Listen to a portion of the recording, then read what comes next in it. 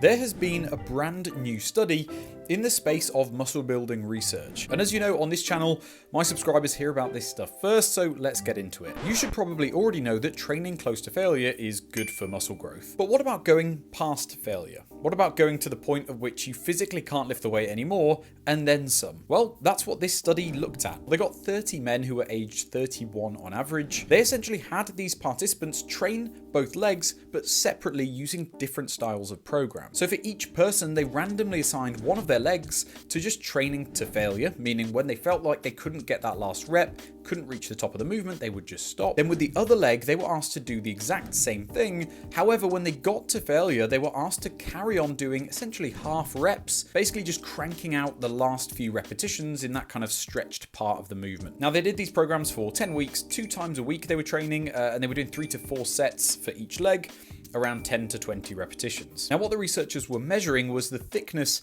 of the medial gastrocnemius muscle. Now, this was done using ultrasound, and it was done both before and at the end of the program, being 10 weeks. Now, I know that some of my particularly scientific-minded subscribers might be wondering here about their nutrition during the study or any supplements they were taking. And in terms of nutrition, they weren't very tightly monitored. They didn't do a food diary or anything like that. The researchers basically just said, eat the same as you normally do, but try to consume 1.6 grams of protein per kilogram of your body weight, which we will get onto later. Is quite interesting because you imagine you have an untrained person, which is what these people all were. It's not out of the question that if they don't train, they don't really tend to worry too much about protein. So by asking them to consume 1.6 grams, you're introducing another variable into this whole equation, but we'll talk about that later. So let's get to the results. What did they find? So first off, it doesn't take a genius to work out. These are untrained people training a muscle consistently for 10 weeks. They're going to gain muscle regardless of what protocol they do. And that's exactly what we saw.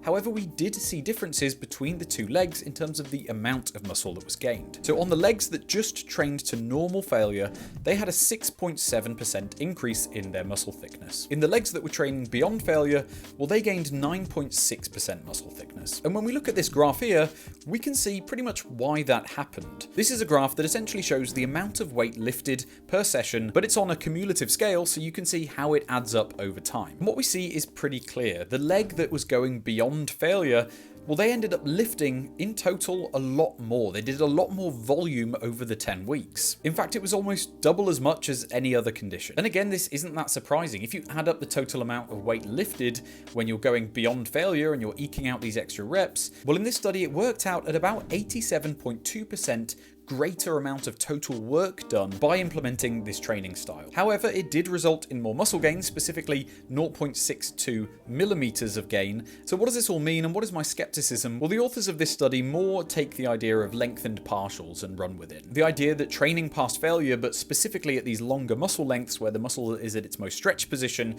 is going to provide more of a hypertrophic stimulus. However, the way I see it is when you look at the differences in just the sheer amount of total volume done, I think is probably the main driver behind why we saw that protocol yielded better results in terms of muscle gain. In my opinion, I think you would get very similar results, if not better results, from using supersets and myoreps, where you are completing the full range of motion. Yes, it might be slightly less time efficient, but I think you may even get better results. So whether it's actually worth the extra effort is another question. These people were going beyond failure. Now, it might be okay if you're doing this just with your calf muscles, a relatively small muscle group, but if you're doing this with a larger muscle group, this is going to be quite exhausting and fatiguing. Not to mention there were a few flaws in this study. We've already mentioned one, that they didn't control the nutrition habits of these people. It is a relatively small sample size in 30 people. Another flaw is that it was just in men, so we can't necessarily say that this might work in women. And perhaps the biggest one of them all, that these people were untrained. And there is nothing to say that this would work or be anywhere near as effective in trained people. So overall, sadly, this study doesn't necessarily give us something to run with and implement right into our own training. And I'm still not convinced by going beyond failure, especially with lengthened partials. I think if you're going to do anything and you want to become a bit more efficient with your time in the gym, supersets and myoreps are probably still the thing to do. So the one big take-home point from this is if you want more growth, do more volume, and that can be achieved through supersets, myoreps, or just doing more sets throughout your workout. So thanks for watching, everyone, and I will see you soon in another video.